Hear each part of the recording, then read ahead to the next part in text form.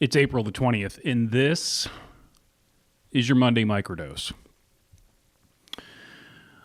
Well, the quarantine continues. I'm a hat guy now, full time. I've gone from being a sometimes hat guy to an all the time hat guy.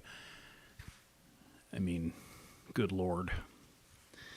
And, I was thinking the other day that what is it going to look like when everybody tries to get a haircut on the same day? It's going to be chaos.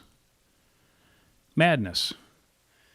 So I foresee being a hat guy a little while longer. Hopefully, all of this means that you've been able to get out and ride your bike more than you otherwise would have. And it brings up a topic that I probably should have covered a while ago, which is drivetrain maintenance.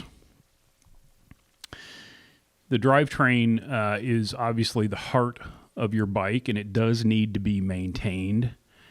And some of you just don't do a very good job. I'm not talking about you or you, but that other one. We know who we're talking about. And what do I mean by drivetrain components? Well, broadly, that's the chain, the cogs of your cassette, and the chain rings. And if you take care of the chain, those other two things, largely you won't have to worry about. Chain is a wear item on the bike. It does, the common term that we use is it stretches. And if left gone too long, it will then wear the cogs on the cassette.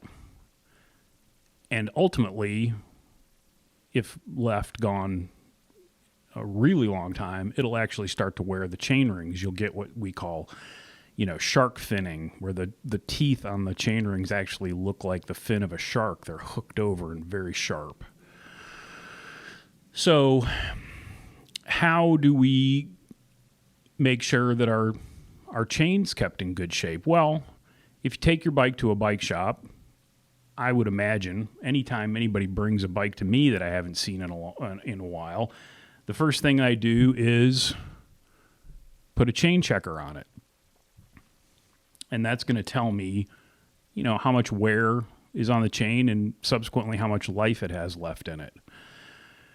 If you do your work yourself, then, there are consumer chain checkers that you can buy. You can also do it with a ruler. Sheldon Brown, rest in peace. Sheldon Brown has a way on his website, sheldonbrown.com, that'll tell you how to actually measure it with, a ruler or a tape measure. But once we've determined that the chain is in, manageable state, then the next thing is to keep it clean. And this is also a pretty simple operation. I mean, if it's not really gunky, a clean rag or, a paper towel kind of just held loosely in your hand while you backpedal the bike will kind of wipe off the excess grime that's on the chain. If it's really dirty, Park Tool makes I think what they call a cyclone chain scrubber. And that does a really good job. It's something that you want to do outside. And a pro tip, when you put the chain cleaner in, fill it to just below the line. There's a line on the gizmo that tells you how much fluid to put in. If you fill it to just below that line, it's really going to minimize the spray because it does have a tendency to kind of spray out of the device. But the number one way that we can keep our chains in good working order and extend the life of the chain, thereby extending the life of the drivetrain, thereby extending the life of the bicycle, is to just watch how much lube you put on the chain. some of you use way too much lube on your chain. And I'm not talking about you, and I'm not talking about you, but that other one. We all knew who we're talking about.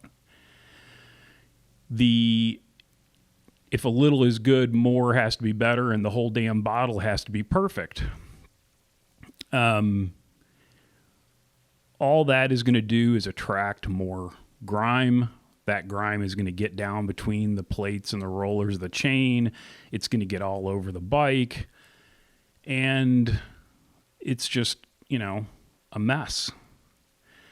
So there obviously are a handful of techniques that you can use to lube your chain.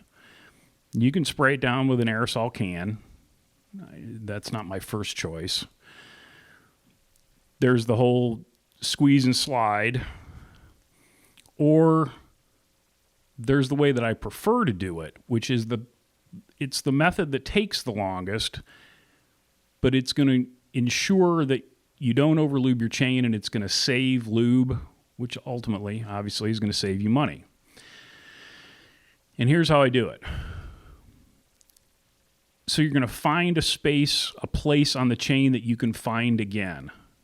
In most cases, currently, chains are put together with a connecting link. Those are easy to find.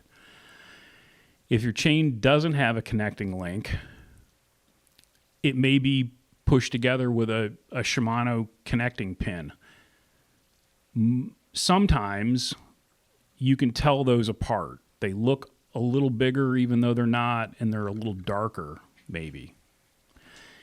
If you can't find either of those, just grab a Sharpie and just make a little mark. Someplace that you can find again. And then using a drip bottle of bicycle-specific chain lube, 1 drop on every roller of the chain, and just work your way around until you get to that spot again. Then, regardless of what method you use, the most important step, again, a rag, a clean paper towel. Hold the chain loosely in your hand and wipe off that excess lube. The lube only needs to be down in those rollers and between those plates. It does not need to be all over the outside of the chain. And it certainly doesn't have any reason to be on the cogs of your cassette, ever. Just doing that is going to extend the life of your drivetrain, extend the life of your chain, extend the life of your bike. If you take your bike to a mechanic, he's going to be a lot happier with you. And the bike's just going to work better. You're not going to end up with all that black crap all over the inside of the chain stays. You're not going to get all that cake on the derailleur pulleys. Your bike is just going to be a lot happier. And a little pro tip. This is an added bonus tip. If you don't have full-length cable housing or internally routed cables, that little piece of housing between the cable stop on the chainstay and the rear derailleur, it's usually about 5 or 6 inches long. That little piece of cable housing has a tremendous impact on the shifting performance of your bike. And I'm talking about index shifting. If you're using friction, it doesn't really matter. It matters, but it doesn't matter as much. But that little piece of housing will have a big impact on the shifting performance of your bike. Obviously, if you ride a lot, you probably ought to have that shift housing replaced entirely every couple of years, minimum. But if you don't have time for that, you can just replace that little piece at the back. If you don't have time for that, what you can do is shift your bike into the biggest cog in the back, the easiest gear in the back. And then without pedaling, shift it all the way down into the hardest gear, the smallest gear. That's going to give you a bunch of slack in your shift cable.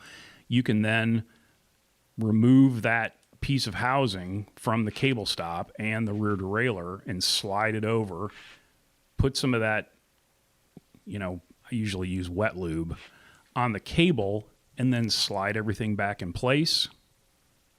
And then when you pedal the bike again, obviously the cable's going to get tension on it again, and you're back in business. There you have it. That is Drivetrain Maintenance 101. I realize that a lot of you probably already know this stuff, but there's a lot of things that I think that a lot of people already know, and I find out that they don't.